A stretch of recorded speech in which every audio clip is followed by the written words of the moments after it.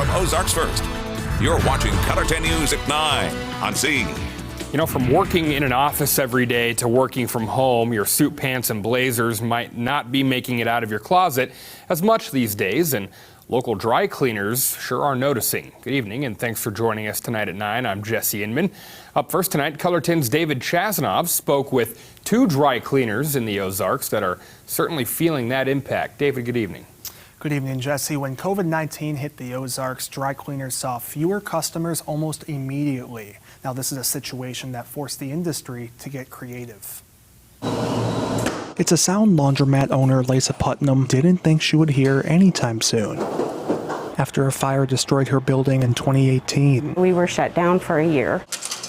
Nixa Dry Cleaners and Laundry reopened just months before another tragedy. You learn that you've just got to fight your way through it. You've got to do the best that you can. You've got to sometimes rely on other people. But that didn't work. I'm sorry. When Christian County had its first COVID-19 case last March. We noticed a huge decline, people staying home, not working, out as much. They didn't have as much dry cleaning. Everybody went through a really scary period. You didn't know what was going to happen. Nobody had ever really experienced anything like that before. We would up-talk each other all the time. Putnam had to lay off some of her employees, but she eventually brought them back thanks to a loan through the Paycheck Protection Program. Now, she had to think of ways to get more people inside. We started offering curbside delivery services. We do bundle services for people, which is a wash, dry, and fold of their laundry. Things are doing better, yes. I mean, it's took a lot of work to get there. How's it going, man? At Family Dry Cleaners in Republic, Doing pickups today? manager Austin Husk introduced an express service. I can give you one of our bags and you write your name on the tag, so it minimizes the amount of time that we spend in the store. Actually, you on your side and I'm on my side, but $31.80. That helps in that regard, yeah. So it's being considered an essential business. You can't get in anywhere without a sanitation station. That's basically what we are, so we have also gotten more business as well, yeah. Almost a year into the COVID-19 pandemic, Putnam and Husk say they've learned an important lesson. You've got to have faith and just keep going the best that you can. Be prepared and ready for anything is what I would say to everybody out there. Thanks a lot, man. Have a good evening. See you later. The Dry Cleaning and Laundry Institute believes 30% of dry cleaners could be forced to shut down over the next 18 months. Putnam says she tries to focus on how she's doing instead of looking at national predictions, and she says it's all she can handle. David, thanks. The latest tonight on delivering the dose here in the Ozarks today. Mercy Hospital held the first of its planned weekly vaccination clinics, administering more than 650 vaccinations around the state. 1, 2, 3. Shots were given out at Mercy facilities in Branson, Bolivar, Mountain Grove, and Rolla. You can still sign up to receive a vaccine at one of these Mercy clinics, though it may be several months before your turn arrives, as there is still limited eligibility. Operations Manager Kyle David says the hospital is at the mercy of the state when it comes to available doses. Next week, we're wanting to triple our patient load and get as many through here as possible. So we ask our patients to be patient with us, but we will get you in as quickly as possible. And Mercy plans to hold these vaccination clinics every Saturday and hopes to add the Aurora and Cassville areas next weekend. But of course, again, it all depends on the state's vaccine supply.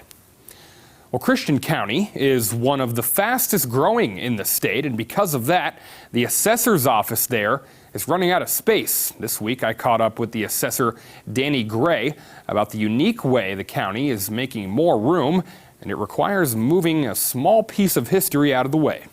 We probably put on about as many houses as any county in the state of Missouri as far as single-family homes. We have great school systems in Christian County and people want to live here. In his 7th year as Christian County assessor, Danny Gray says he doesn't see that growth slowing down anytime soon, but that growth will create needs in his office. We do have some space issues. As the county grows, we need more employees, or we're needing to ramp those employees up. Currently, we have about 14, and we're looking at over the course of the next 5 to 10 years, we're looking at probably another 10,000 parcels in Christian County. He says it's a tight fit for current employees, but the office also has to have space for records. We have to keep permanent record cards on all people, and inevitably we have sketches and we have photos and all that's in there.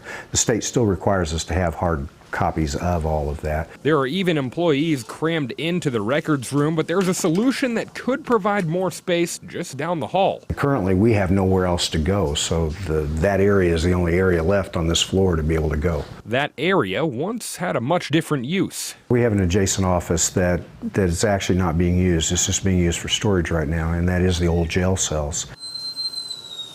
Those 3 cells haven't been used in about 20 years. The current jail was opened in 2002 after a late 90s lawsuit was filed against the county for poor jail conditions. Gray says it will be nice to replace something that is such an eyesore with something that will better the county. It's pretty depressing over there. I'm not sure it's a pleasant piece of history. I look at it that it's probably going to be something really nice that's going to be built in its place that's actually functional and usable.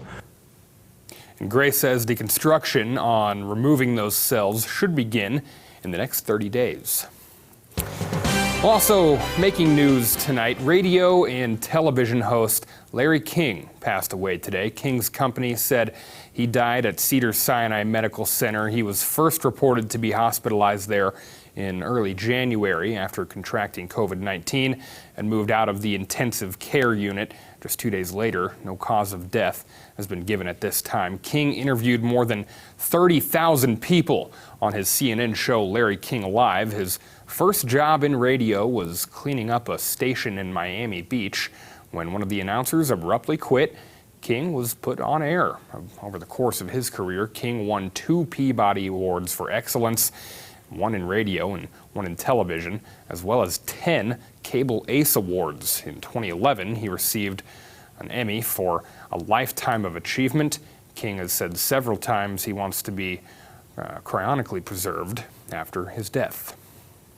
We just wanted to step in and help them in that effort. It's a community thing, and the more each of us jump in to step in, the more we're benefited together as a community. One church is lending a hand to a local food pantry. We'll tell you how many thousands of pounds of food arrived in the Ozarks today. That's up next. You're watching Color 10.